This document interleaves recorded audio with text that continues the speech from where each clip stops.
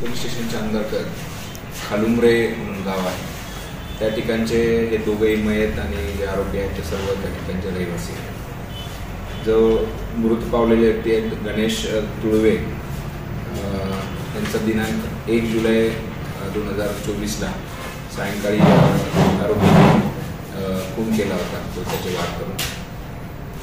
सदरची जी घटना आहे ती त्यांच्यातला पूर्ववैमनस्यातून झालेली आहे। हे सर्व जे मयत आणि आरोपी जे आहेत सर्व एकमेकांचे नातेवाईक आहेत, एकाच गावात राहणारे आहेत। 2020 साली जो मृत पावलेला व्यक्ती आहे त्याने या आरोपींवरती हल्ला केला होता आणि त्याचाच राग मनात धरून या आरोपींनी गणेश तुळवे याची हत्या केली।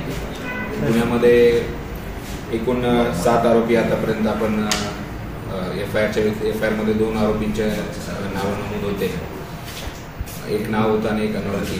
अशा प्रकारे आपण आतापर्यंत तपासादरम्यान 7 आरोपी निष्पन्न केले, 7 आरोपी आतापर्यंत अटक करण्यात आले। यामध्ये आकडा वाढण्याची शक्यता आहे का? आरोपी अजून वाढणार का किंवा सध्या काही गुन्हे आहेत असतात?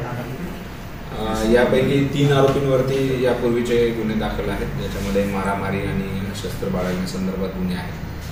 त्यांच्यावरती यापूर्वी प्रतिबंधक कारवाई करण्यात आलेली होती आणि तसंच मृतक जे आहेत त्यांच्यावरही 5 ते 6 गुन्हे दाखल आहेत। आता राहिले आरोपींचं वाढ होण्याचं काय, तर तपासामध्ये जे गोष्टी निष्पन्न होतील, या कटामध्ये कोण सामील होतं, कशा पद्धतीने हा कट रचला गेला आणि त्याला एक्झिक्यूट कसं केलं गेलं, त्याच्या आधारे पुढील तपास निश्चित होईल आणि आरोपी जर कोणी निष्पन्न झाले, कोणाचा सहभाग याच्यामध्ये जर निष्पन्न झाला तर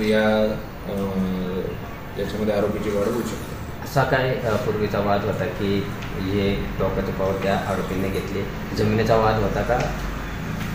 नाही, याच्यामध्ये जमिनीचा वाद असंच नाही, तर हे सर्व नातेवाईक आहे, गावातलाच तो वाद आहे, बावकीमधला वाद आहे आपल्याला असं म्हणता येईल याच्यामध्ये प्रथमदर्शनी। अजून निश्चित जे कारण आहे त्याच्यामध्ये इतर काही बाबी निष्पन्न होत असेल तर तपासादरम्यान ते निष्पन्न होतात। हे जे 7 आरोपी आहेत त्या 7 आरोपांना माननीय पोलीस आयुक्त श्री विनय कुमार चौबे सर यांच्या मार्गदर्शनात तात्काळ 48 तासांच्या आत गुन्हे शाखा तसेच आमचे स्थानिक पोलीस स्टेशनच्या DB पथकाने अटक केलेली आहे।